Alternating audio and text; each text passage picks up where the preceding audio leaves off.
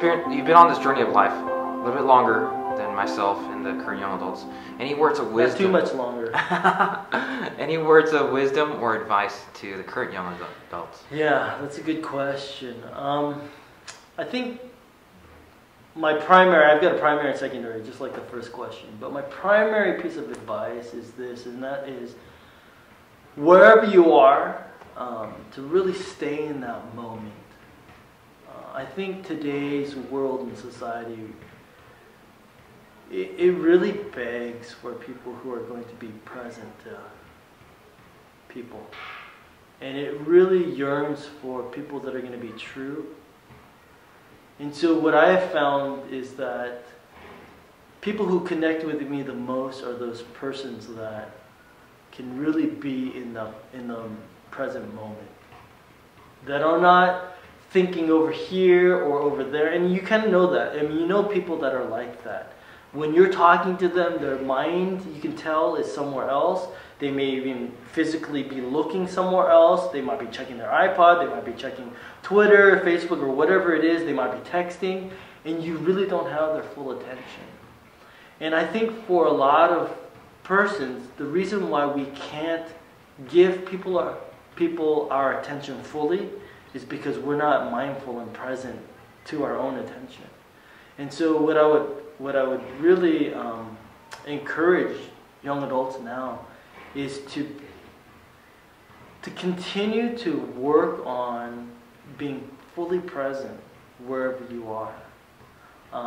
And so that might mean, like when you're driving the car,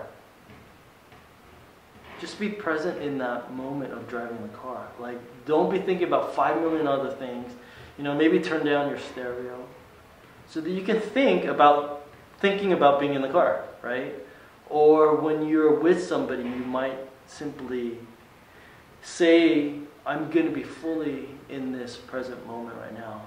I think as young adults, we often, and I think in many ways, rightly, and it's good to do this, but we often think about the future, about what is our next thing going to be, or what is my life going to be in 5, 10 years. And we hear a lot about this from the experts, like the career experts and so forth. You have to have a 5-year plan, you have to have a 10-year plan, you have a 15-year plan, and so forth. And what I think that does is it really speeds up our lives and our thinking far beyond an ability to be able to just live life right now as it is. And so my suggestion would be, yeah, I mean, you could think about those 5, 10, 15, what am I going to do, life, career things, but let not that consume you so much that you can't just be a fully whole presence to people when they really need it. So that would be my first piece of advice. My second piece of advice, kind of similar to this, is, you know, even on the way here, as we're setting up the interview, we saw like a couple of youth kids in the hallway just dancing and just acting stupid, right? And my advice is not necessarily to act stupid, okay, or to be stupid and therefore to bring attention to yourself, but more so kind of delight in life. Right? God has given us so much in not only people and in our lives, but in our capacities just to really enjoy life.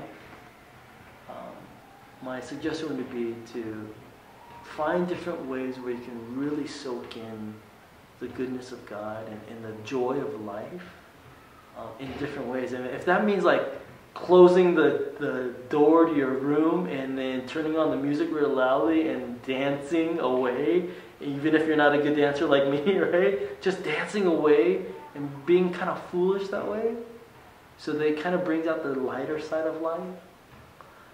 I would say do that.